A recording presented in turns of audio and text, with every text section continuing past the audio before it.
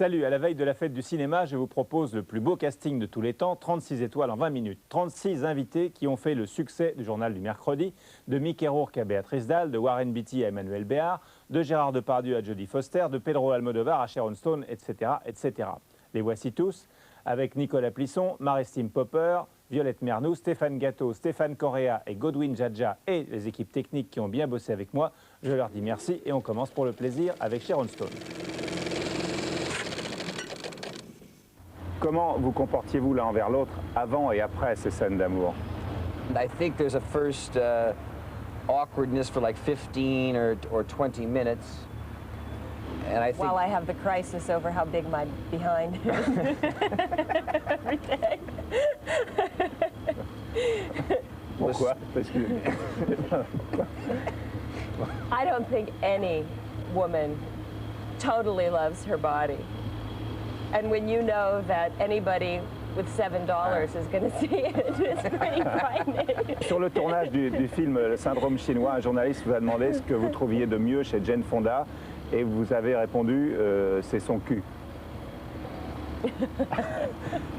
yes, I did say that. Ouais. Jane Fonda was preparing. She had a great ass. Et qu'est-ce que vous trouvez de mieux chez Sharon Stone?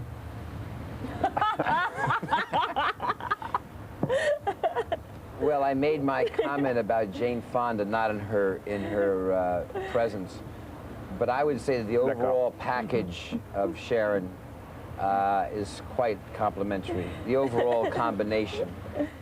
Bonjour Béatrice. Ça va? Est-ce que vous avez un poil de trac avant de voir ce film devant une salle comble? Non, j'ai jamais le trac. Hein. J'ai le trac devant l'homme que j'aime, mais c'est tout.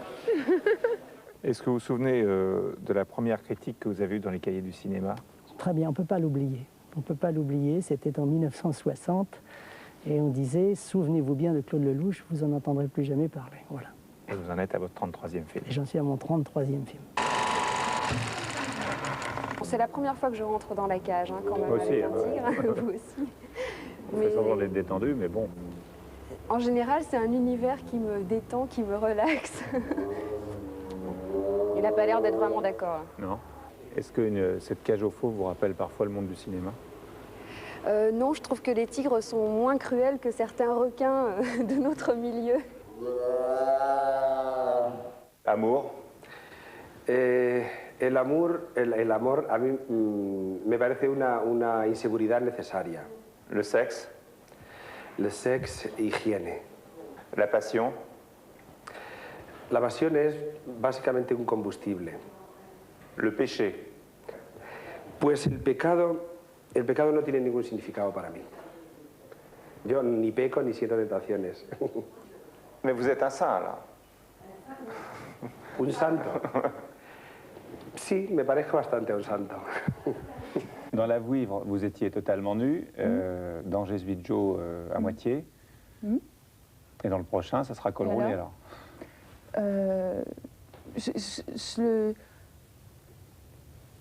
Je vois pas vraiment où est le problème. C'est-à-dire que j'ai pas l'impression de montrer nu dans la vouivre, étant donné que la vouivre est une déesse qui n'a jamais connu ce que c'était qu'un vêtement. C'est pas une nudité contemporaine, je suis pas à poil dans ma cuisine en train de faire cuire des œufs.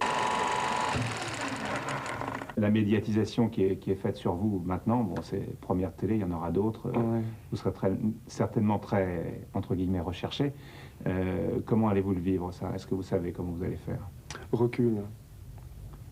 Moi, j'aime pas trop m'expliquer. J'ai toujours l'impression de dire des conneries. Vous serez peu bavard? Peu bavard. Ouais. La presse fait état d'un cachet de 15 millions de dollars. Est-ce qu'on est loin de la réalité? Je ne parle jamais des détails. Je n'en parle jamais parce qu'il y a trop de gens de par le monde qui ne gagnent pas beaucoup d'argent. Et très franchement, je ne me sens pas très à l'aise de citer des chiffres comme cela, de leur jeter ces chiffres à la figure, pour ainsi dire. Vous aimez quand on vous dit qu'on vous aime? Ouais. Et beaucoup de gens vous le disent? Ouais, j'ai encore eu ce matin sur la vitre de ma voiture un petit mot de quelqu'un qui m'a écrit quelque chose. C'est vachement mignon. Pourquoi remontez-vous sur le ring aujourd'hui? Pour vous prouver quelque chose à vous? I don't know so much to prove something to myself. I think what it is the acting has become something that I lost so much belief in and felt so ashamed of that being my profession that I needed to go back to something to feel like alive again. Est-ce que quand vous allez sur un tournage, vous allez comme on va au bureau? Yeah, 9 to 5, like a pair of shoes. You make the pair of shoes, yeah. Comment on se retrouve à 5 ans dans un film? J'avais fait juste avant l'année prochaine si tout va bien. À 4 ans alors? À 3 ans. À 3 ans? 3 ans. Ouais. Mais ce sont vos parents qui vous ont amené là, parce qu'à 3 ans, on va pas tout seul au cinéma. Non, par le théâtre, par hasard. Mais vous faisiez du théâtre à 3 ans? Non, non, je traînais au conservatoire parce que j'allais pas à la maternelle. Qu'est-ce qu'on fait au conservatoire entre 3 et 5 ans? J'ai accompagné ma mère qui passait son examen. Il n'y a qu'un metteur en scène avec qui vous avez tourné 3 fois, c'est Piala. Est-ce que vous avez envie d'en faire un 4e? Je sais pas. Honnêtement, je sais pas. Ça dépend ce qu'il me propose. Il va pas être content s'il entend ça. Mais il entend tout. Il entend tout, de toute façon. Vous n'avez pas parlé depuis la sortie de Van Gogh, vous n'avez pas parlé depuis le succès de Van Gogh. Oui. Oui. Ben, j'espère que je vais me tenir à ça. Pourquoi? C'est beaucoup mieux de ne pas parler. Surtout une grande gueule comme moi, c'est un bon exercice et je crois que c'est ce que je ferai maintenant. En plus, on se rend compte que ça sert à rien, absolument à rien. Warren Beatty m'a dit, en parlant de votre première rencontre pour le tournage de Bugsy, que vous étiez rentré rencontré dans une pizzeria. That's right. We were meeting at an office and then going to lunch, so it ended up being he ate, I remember that. I don't think I had anything to eat, but I think he ate a lot. Est-ce que ça vous a beaucoup gêné que votre vie privée soit souvent peu privée? Today somebody gave me a newspaper. As you know, we're in Los Angeles right now. They said that I was giving a press conference tomorrow in Berlin. I have no plan to go to Berlin. Another said that I was in Saint Bart. I'd like to be in Saint Bart. I'm not. You know, we just had a baby. There are 4 photographs of babies published that say that it's our baby. And none of them are our baby. So it's all out of control. You know it's out of control. You're a very well-known person. They make up stories about you all the time in France, right? And no. They don't make up stories about you? Ah. Vous allez venir en France bientôt. I am. See how quickly you got off the subject of these sexual stories they make up about you? Est-ce que vous avez de réelles inquiétudes, ou comme vous l'avez laissé entendre quand un film sort, bon, bah, ça marche pas, vous n'êtes pas indifférent, mais vous n'êtes pas traumatisé? Alors que beaucoup d'acteurs et d'actrices, metteurs en scène, ne parlent pas des producteurs. Non, mais ils sont dans des états... Il faut que ce soit, pour être dans des états, je veux dire, quand on est producteur, c'est normal, parce que c'est une question de survie financière. Bon. Sinon, écoute, franchement, moi j'ai fait 20 et quelques films, dont au moins les 2 tiers d'échecs complets. Donc, on entend à chaque sortie les mêmes choses. À la séance de 2 heures qui n'est pas très bonne, on dit c'est pas normal, c'est un film du soir. Et puis le jeudi matin, quand les films sont pas très bons, on dit mais c'est un film de week-end. C'est un film de week-end. Puis quand le week-end était mauvais, on dit c'est un film qui va s'installer. Et puis comme tout à chaque fois, ça ne s'installe pas, ça dégringole. Est-ce que vous admettez qu'il y a plusieurs sortes de cinéma? Un cinéma très populaire, un cinéma plus élitiste, un cinéma intellectuel ou... Ouais. Bah, c'est-à-dire qu'en fait, moi, quand je donne des interviews, on me sort souvent le truc « Pourquoi est-ce que vous tournez que dans des films d'auteur ?» Et alors ça, c'est vraiment la question qui m'énerve. Du genre, ma vieille, qu'est-ce que t'as à t'encrouter dans des films d'auteur qui marchent pas, soi-disant?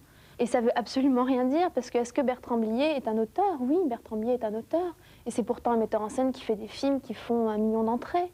Est-ce que vous avez cru à un moment que vous ne referiez pas de cinéma? Non, jamais, non. Jamais. Mais disons que j'ai un peu tardé avant de tourner, de refaire un film, parce que je voulais plus faire n'importe quoi pour faire un film. On vous en propose beaucoup. Moi, on me propose pas mal, oui. Ouais. Mais bon, à chaque fois, je lis les scénarios, ça me plaît pas trop. Et puis je dis, à ce moment-là, il vaut mieux pas tourner. C'est comme enregistrer un disque. Une mauvaise chanson, il vaut mieux pas l'enregistrer. En France, vous n'avez jamais même pas touché les assassinats de De Gaulle. Vous n'avez jamais rentré dans ce milieu. Vous n'avez rien dit de l'Indochine. Vous n'avez rien dit de l'Algérie. Et on peut vous moquer. C'est de la moquerie. Je sais pas, une moquerie de l'histoire. Vous n'êtes pas sérieux. Vous critiquez l'Amérique, les Européens qui critiquent les Américains, mais vous ne faites rien de faire votre histoire même, de la France et les nazis. Mais la presse américaine se donne bonne conscience quand elle sort une affaire comme le Watergate. Le Watergate, c'est de la merde, totalement de la merde. La version officielle, c'est de la merde complet. Complet. Quand ça va mal, vous cherchez la compagnie d'une femme ou des copains? D'un litre. Si vous deviez retenir une image de tous les films que vous avez faits avec John Cassavetes, quelle serait cette image?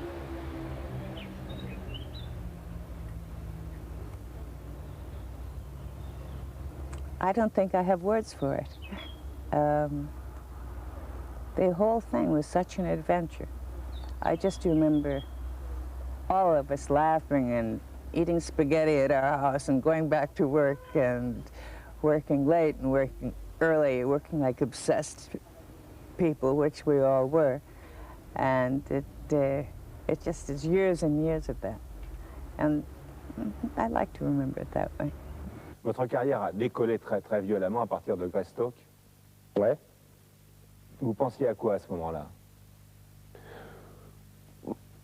Je sais pas.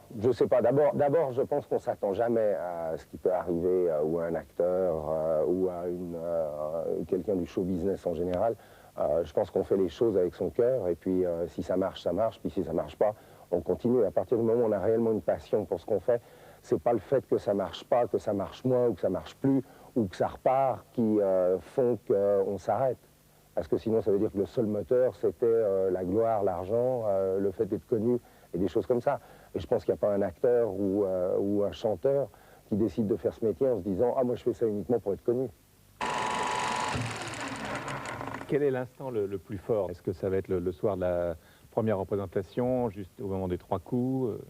Ou est-ce que c'est la nuit d'avant? Ou est-ce que c'est pendant la nuit d'avant, c'est une pourriture. C'est une saloperie, la nuit d'avant. Alors ça, c'est pas un moment fort, c'est un moment dégueulasse. Parce qu'on ferme pas l'œil, parce qu'on fait des cauchemars. Il y en a un que j'ai déjà fait 2 fois depuis le début, mais que je vais sûrement refaire, qui est que je rentre en scène et que je sais pas le texte. J'ai pas eu le temps de l'apprendre. Et il y a 600 personnes, alors. Et puis, rien. Est-ce que vous êtes parti à l'étranger parce que vous aviez le sentiment, comme vous l'avez dit dans l'interview, que vous n'aviez pas la cote à un moment donné auprès des metteurs en scène français?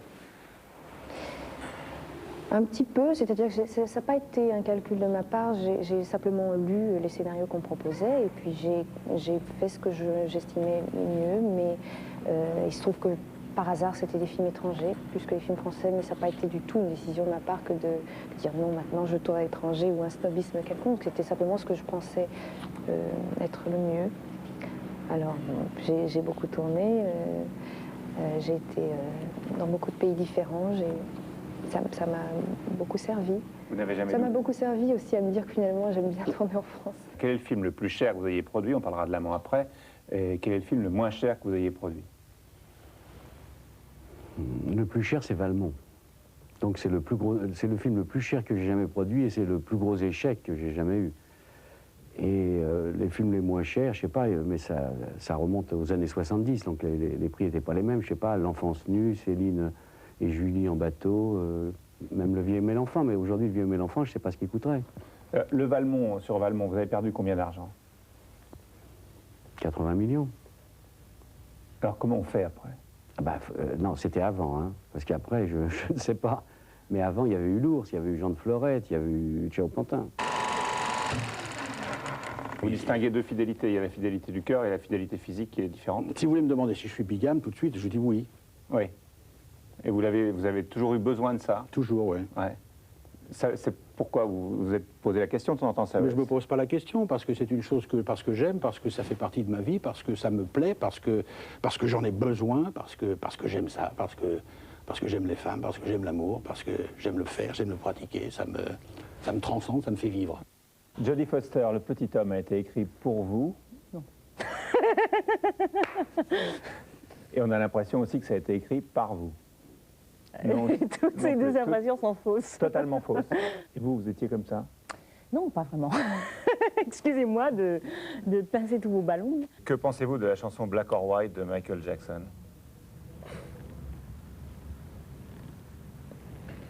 Well, if one looks at the events today in America, I find it impossible to say that color does not matter in the United States and the world. Whether you're black and white has everything to do with everything. If Rodney King was white, he would have not been beat up. He would not have been beat up the head 56 times. So, but Michael, you know, he likes Disney World and Peter Pan. But we're living in the real world. And the real world, black and white means a lot, especially in America. Emmanuelle Béard, si vous deviez garder aujourd'hui une image d'Yves Montand, ce serait quoi? Ce serait lié au tournage de Manon des Sources ou ce serait autre chose? Oui, j'ai envie de dire que c'est l'image de la vie. C'est cet homme qui faisait 1m93, qui était toujours habillé en blanc, qui sortait le matin comme ça de l'hôtel Gémenos, tout habillé de blanc, et vraiment l'image de quelqu'un qui représente la vie, pas la mort en tout cas. Alors on va voir un autre extrait des essais que vous avez fait avec Gérard Depardieu, qui est moins statique, où là vous marchez tous les deux, et vous avez une robe du soir très sexy, que l'on retrouve d'ailleurs dans le film. Quoique dans le film on ne vous voit pas de dos comme on vous voit dans le tournage, et je comprends très bien ce qu'a dit Gérard en parlant de vous, qu'il avait particulièrement apprécié votre regard et vos yeux. On va voir que les siens ne sont pas non plus dans sa poche quand on va voir cet extrait.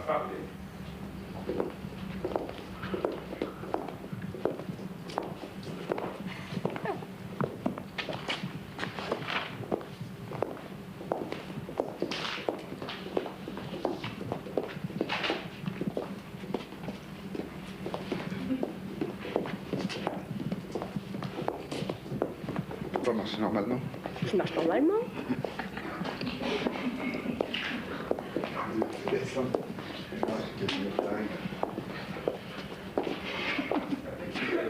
Est-ce que vous êtes collectionneur toujours de mouches mortes, je crois, et de chewing-gum mâchés par vos amis? Yeah, I do, but I collect many things, and I love textures.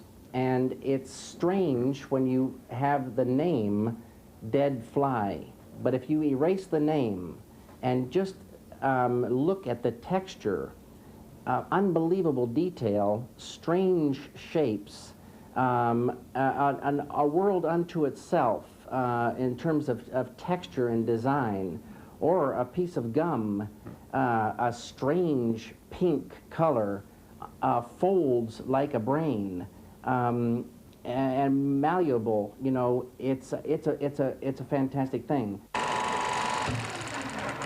Il y a beaucoup de gens qui se prennent la tête, il y en a trop dans le cinéma. Ah oui, surtout en France en ce moment, ça se prend la tête beaucoup. Oui, c'est quand même un peu plus, faut assouplir un peu tout ça, quoi. Je crois, je sais pas, il y a des gens qui sont, il y a des gens très très bien dans le cinéma français. Mais il y a des prises de tête. Oh oui, oui, il faut les empêcher. Leur donner un petit coup de pied dans le cul.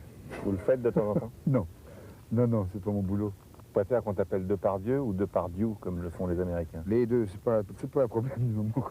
Il n'y a aucun problème. Depardieu, c'est très bien aussi. Thank you. Thank you very much, Michael. Michael Doniezou. Plusieurs films visant une clientèle très jeune. D'abord Beethoven et My Girl. My Girl avec Macaulay Culkin, vedette de Maman, j'ai raté l'avion. Et Beethoven, qui n'a rien à voir avec Amadeus. Beethoven, dans le film produit par Ivan Reitman, pèse 85 kilos et marche à quatre pattes. Now, Ivan Reitman, who brought you Ghostbusters, Kindergarten Cop, and Twins, proudly presents the biggest dog star of them all.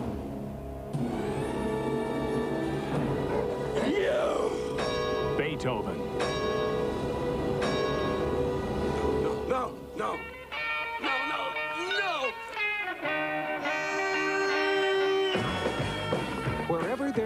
trouble. Wherever there's danger. Oh my gosh, Emily's in the pool! Wherever there's food. Mutt? Oh, I just love these big dumb animals.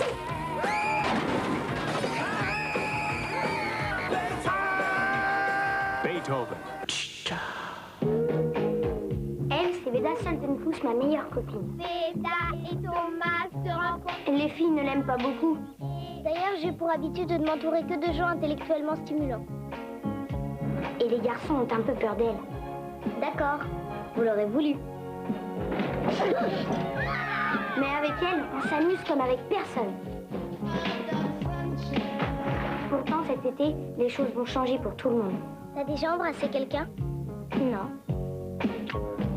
Bingo! Parfois, on dit qu'en grandissant, on perd ses amis. Mais Veda et moi, on restera toujours copains-copines. My Girl. Après Maman, j'ai raté l'avion, le grand retour de Macaulay Culkin.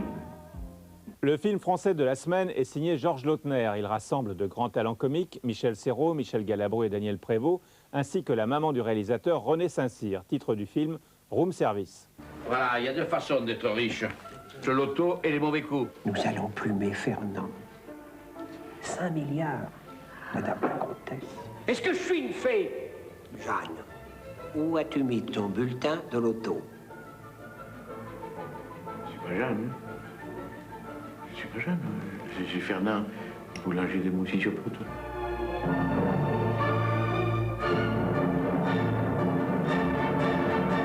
Ce que c'est que ce gangster d'opérette.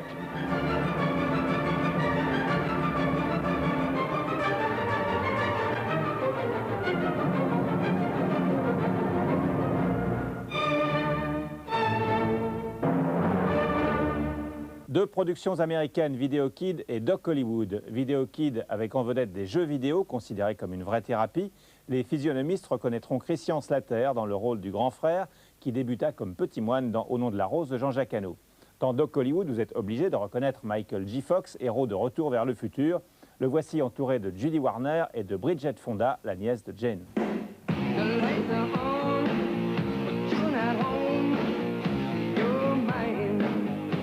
Je suis en route pour Beverly Hills. Chirurgie esthétique. Je peux pas dire que vous en ayez besoin. Je soupçonne que votre conception de l'amour, c'est d'arriver à me séparer de ma petite culotte. Il avait des grands projets plein la tête, mais il ne s'attendait pas à la rencontrer. Michael J. Fox, Bonjour, Doc. C'est un joli petit cochon que vous avez là. Ouais, c'est ce que tout le monde me dit. Julie Warner, Remettez-vous maintenant. Doc Hollywood. Corey emmène son frère Jimmy faire une petite balade. Ces deux gamins ont déjà parcouru la bagatelle de 120 km. Nous avons engagé un détective. C'est quoi son problème? Il est timide, c'est tout. Mais Jimmy cache bien son jeu. T'as fait 50 000 au double dragon? Cette découverte le rouvre de nouveaux horizons. Regarde-le, c'est le super crack. Il se présente au super championnat. Lui là? C'est le meilleur! Et le charme agit. Dernière sortie, Rock Orico, dessin animé de Don Bluth, créateur de Fievel et du Petit Dinosaure. La version française est présentée avec les voix d'Eddie Mitchell, de Tom Novembre, de Philippe Laville et de Lio. Il était une fois un coq nommé Chanteclair. C'était le roi de la basse-cour. Quand il chantait, le soleil apparaissait. Mais un jour, le grand-duc fit s'abattre sur la ferme des trompes d'eau et toute la colère du ciel. Tu es un imposteur! C'est un fumiste! Tous accusèrent Chanteclair et ils le chassèrent. Chanteclair, Quoi? s'il ne revient pas pour chanter, le soleil ne se lèvera plus jamais. Allez, j'ai peur de rien ni de personne. Je vais vous emmener à la ville et trouver Chanteclair. La semaine prochaine, dernier journal du mercredi avant les vacances, ce sera depuis Rome avec Sylvester Stallone lui-même en tournage. Ce sera notre façon de saluer la fête du cinéma qui se déroule du 20 au 30 juin. Salut!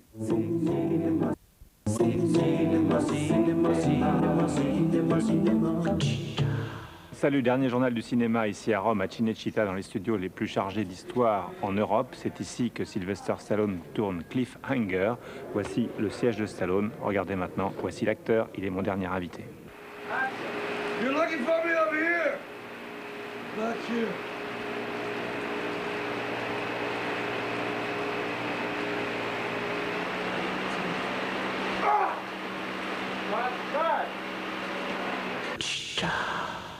Sylvester Stallone, est-ce que vous vous sentez chez vous ici en Italie? Well, I tell you, it's great shooting here because it's the first time where I've really been able to come back to, I guess you might say, the birthplace of the family, and it's been sometimes difficult because it's so overwhelming, but it's also been incredibly fulfilling. Ouais. Les Italiens, qui sont des gens très chaleureux, se comportent comment avec vous? They're crazy, absolutely crazy. They're great. They demand a lot of attention because, you know, the Italians are very family-oriented. So it's like, for my famiglia, for bambino, and they grab and they stop their cars, and they don't care. They leave traffic. They'll do whatever, you know. If you sign one autograph in a restaurant, the whole restaurant. So it's a full-time job, you know. Comment se fait-il que vous tourniez Cliffhanger ici en Italie et pas aux États-Unis? Well, they decided to look for the most difficult mountains they could find and also the most visual. So they thought that this would be, after extensive research all over the world, this would be the place. Alors, nous sommes ici à Cinecittà. Dans les interviews que vous avez faites au moment du début du tournage, vous avez dit que ça va être un film vertical. Et quand on voit le décor ici, on comprend très bien pourquoi. C'est la première fois que vous faites de l'alpinisme à un tel niveau. Alors, physiquement, je pense que vous allez encore épater tout le monde. Comment vous êtes-vous entraîné? No matter how much you train, it's not enough because it's a very frightening sport. I think it's a sport that makes you very aware of your fear. And I don't like heights at all. But I decided to do this movie because it was a big challenge. I mean, I stand in my shoes. That's as high as I ever want to get. That's it. But what I do is before the scenes, especially on the real mountains, 2,000, 3,000, 4,000 meters, I use self-hypnosis. And I try to forget who I am and pretend I'm the character. And after a week or 2 weeks, you start to go right out on the mountain, and what you see is real.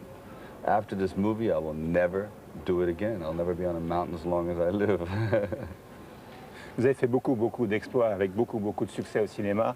Est-ce que ce film-là va encore plus loin et est encore plus fort? I'm afraid so, yes. This film, I've done other films that are dangerous, but this film is the first, primo. It is the most dangerous and difficult. It's almost like you're making a nature special. It's so big, it's so real. The storms, the lightning, several climbers have almost been killed. It's a very dangerous movie. And it's also a very symbolic movie, the up and down, the mountains that people have to climb in their life. So it's probably far and away the hardest film I've ever done. Est-ce que vous avez eu peur de mourir pendant le tournage? I thought about it. You know, there's a couple of films that I went out that I thought that I could die on, and I thought Rambo 3. We were going into the Israeli-Arab conflict. That was bad, and we were shooting that in the dead of summer. And there's 138 degrees in the 128 degrees in the desert. I thought that was pretty bad. I was prepared for anything. This one is the one that you could die the easiest on, and I'm very serious about that because this is a one-mistake sport.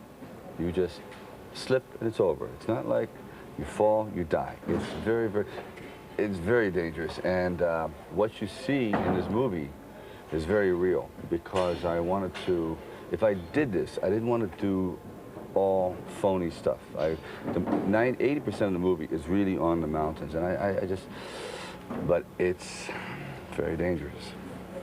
Est-ce que vous êtes doublé parfois? Ou jamais? Well, no, there's some things I can't do. There's parts in the movie where it's called free climbing, where men climb with no equipment, and there's only There's a great French climber and a great German climber, a couple of Americans. They literally can hang by 2 fingers, 1 finger, 3,000 or 4,000 meters up, and they pull up with 1 finger, and they're amazing. They're like ballet stars. And that I can't do, of course. I mean, you're born to that. There's only 5 or 6 great ones in the whole world. I'm doubled on. But the majority, no. Lorsqu'on a produit, réalisé et joué des films et qu'on est, dans le cas présent de Cliffhanger, acteur et qu'il y a un réalisateur, est-ce qu'on se fait encore diriger ou est-ce qu'on se dirige soi-même?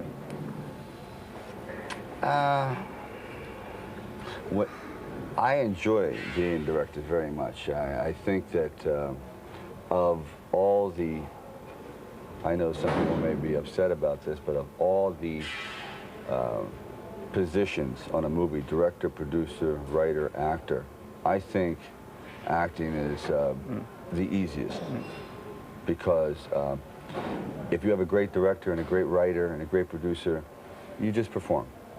But a director has to work 7 days a week, 20 hours a day. It's very, very difficult. The writer, if he doesn't give you the right words, he must suffer constantly to come up with good things. So to answer your question, I love being directed, and this time I feel very secure. I have done films where it has not been a very wonderful experience. Alors je vous suis depuis ce matin sur le tournage ici à Cinecittà, vous n'arrêtez jamais, vous répétez, vous tournez comme tous les acteurs, et pendant la coupure, vous n'allez pas comme tout le monde déjeuner, vous allez faire du sport, toute la journée vous êtes en action. That's true. I have a problem like that.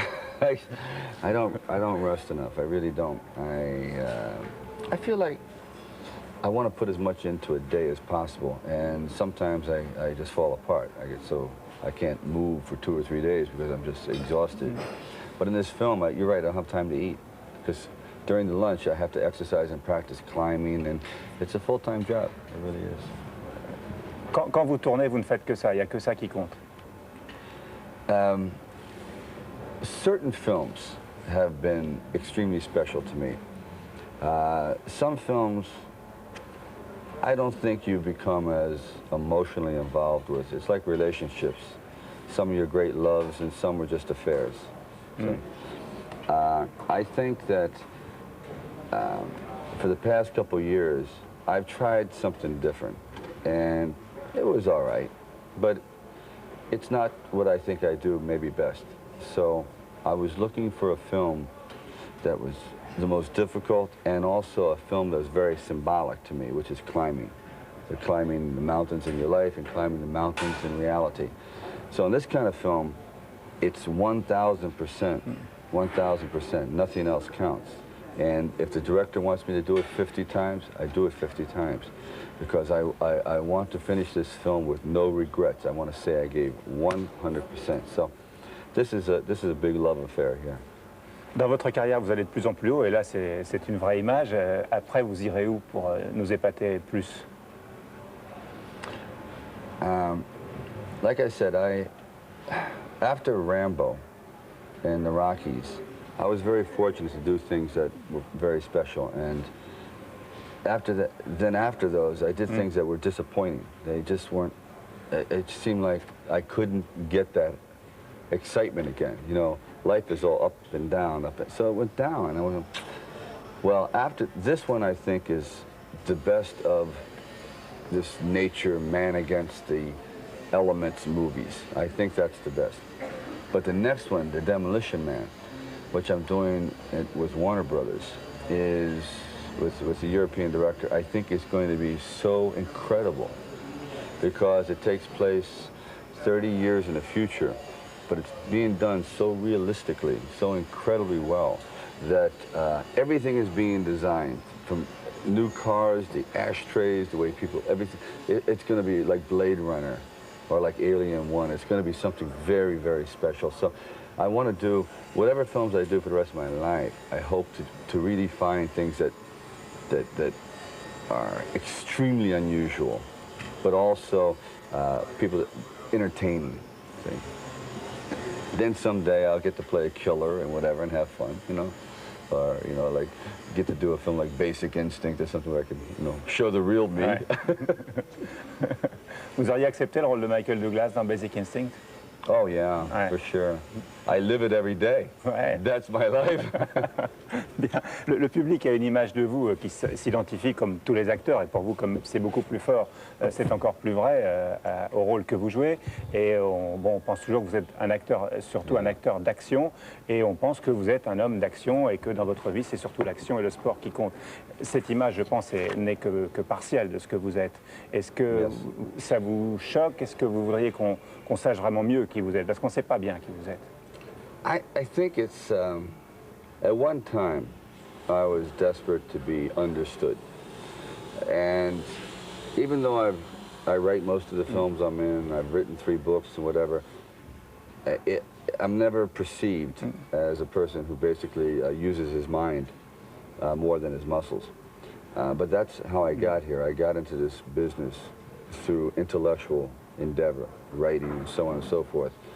Well, now I've had a couple of painting exhibitions. They went very well.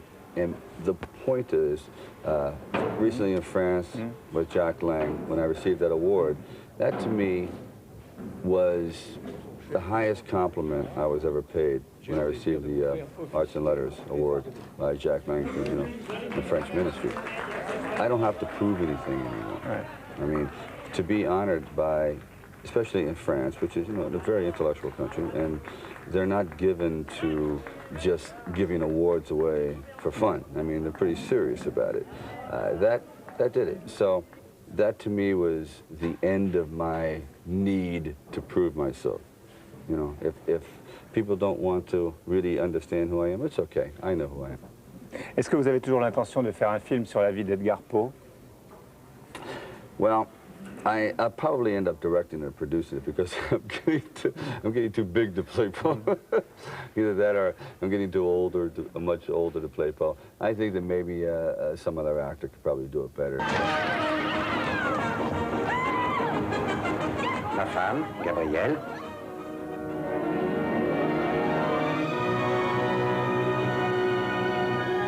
Cela pourrait faire un livre, ma chère, qui parlerait franchement d'une jeune femme et de ses désirs.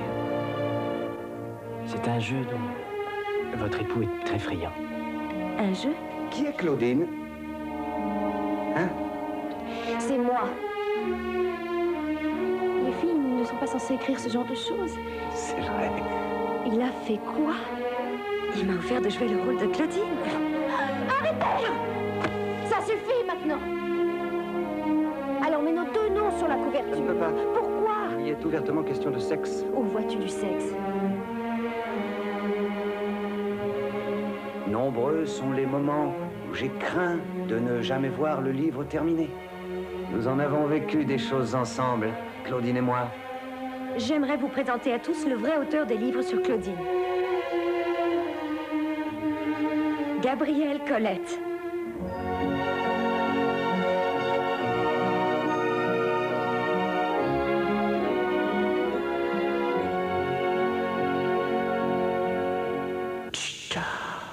Est-ce que la gloire et l'argent que vous avez découvert avec le premier Rocky, vous les regardez de la même façon, vous les vivez de la même façon aujourd'hui qu'il y a 6 ans? No. Rocky is like, that was magic. That was taking a young man at that time who had been bitterly disappointed and rejected most of his life, and all of a sudden it was magic. After that, it became kind of, sometimes it gets a little ugly. It gets a little cold. It's business. And so it wasn't magical anymore. It became calculated decisions. It was not as innocent. The business is not innocent after a while. It becomes very cold and, like I said, mechanical. So there'll never be a time like Rocky, because that was a miracle, and it certainly will never happen again. At least for me, no. Ouais. Est-ce qu'à un moment donné, vous avez été désespéré parce qu'autour de vous, vous avez ressenti qu'avec la gloire et la réussite, tout devenait faux? Yeah, very much.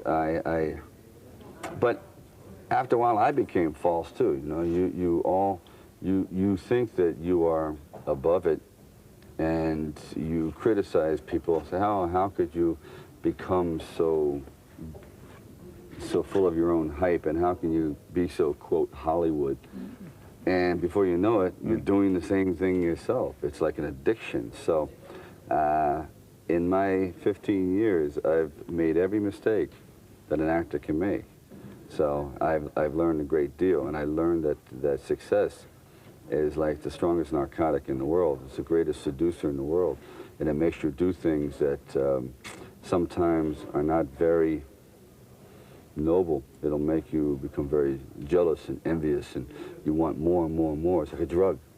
And there has to be a point where you have to control yourself and settle back and try to retain some of the enthusiasm that you had in the beginning, some of the joy of, because this to me is a real gift. This is, you know, to do a job for 12 to 15, 18 weeks, and then it's over and you go into a whole different new world.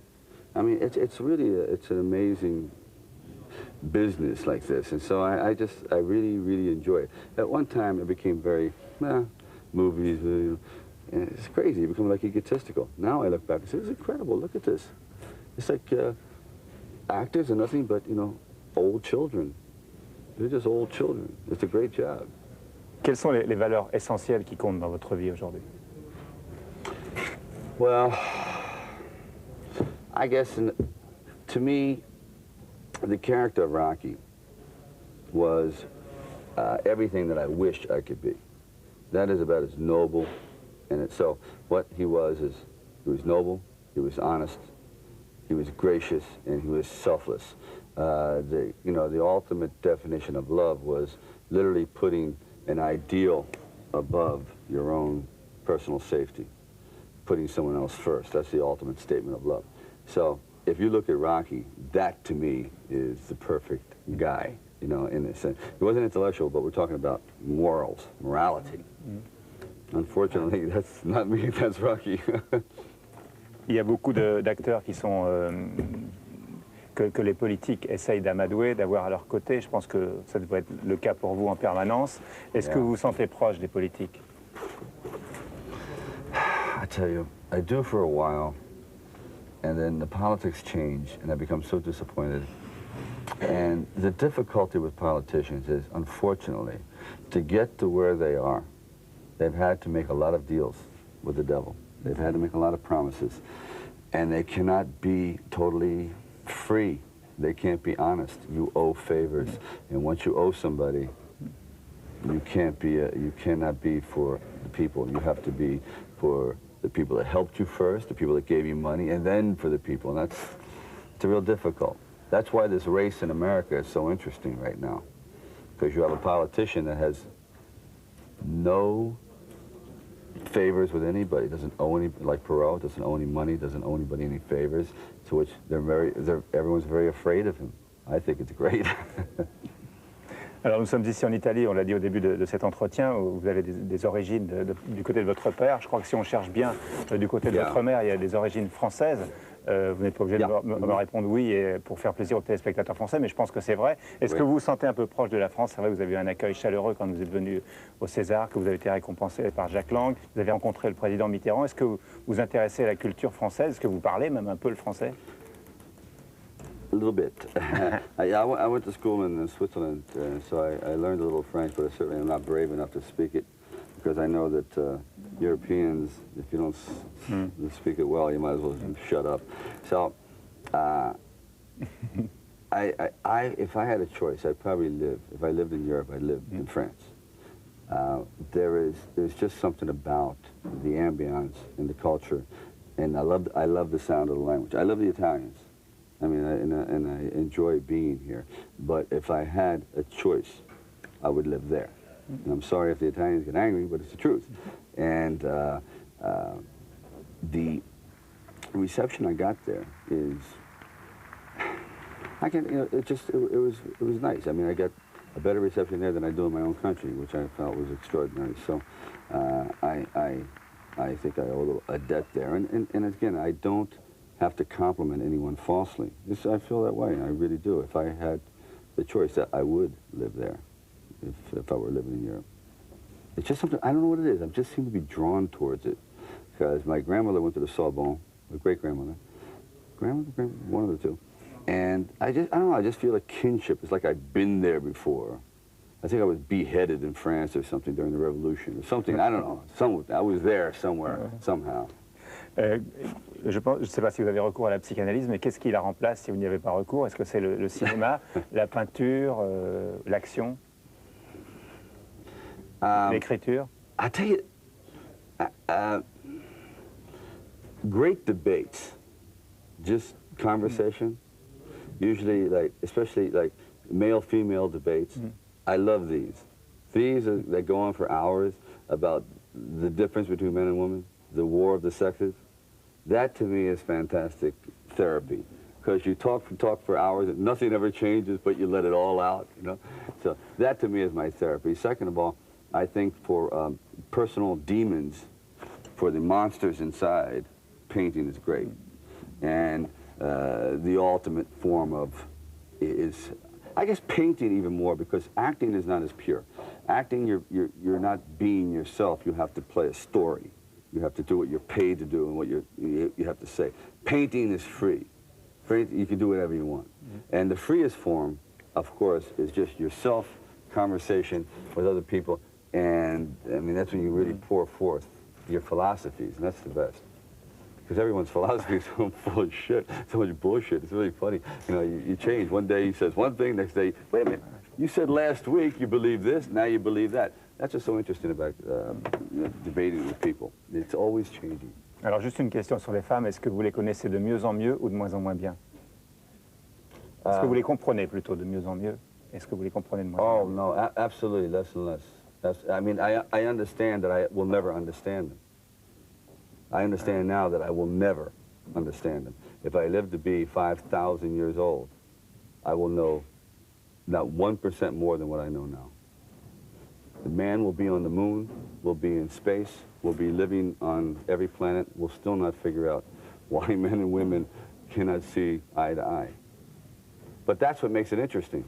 It's like someone said, the battle of the sexes will never be won because we're always sleeping with the enemy.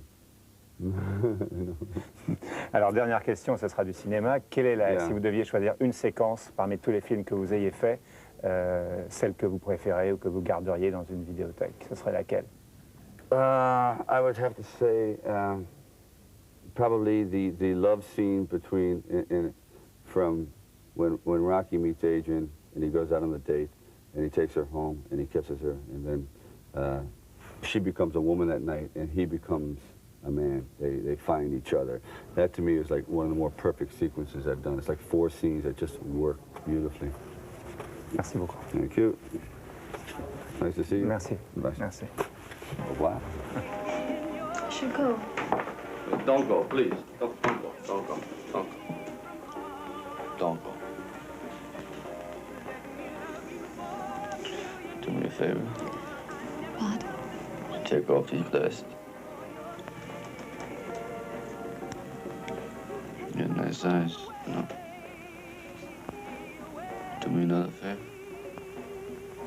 Just take off that hat.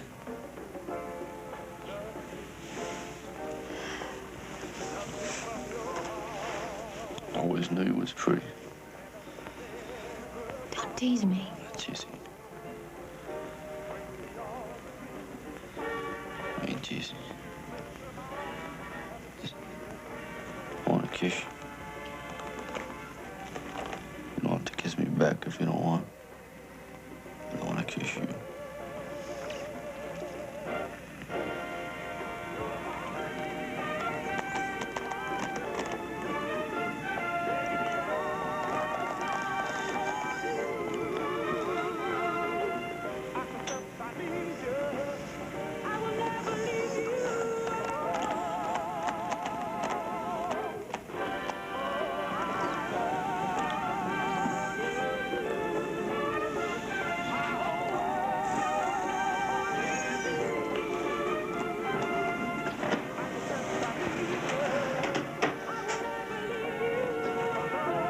Rideau sur le journal du mercredi. Merci à tous ceux et à toutes celles qui font le cinéma et qui ont participé à ce rendez-vous hebdomadaire sur Canal+ depuis le mois de septembre. Je vous souhaite de bonnes vacances. On se retrouve à la rentrée.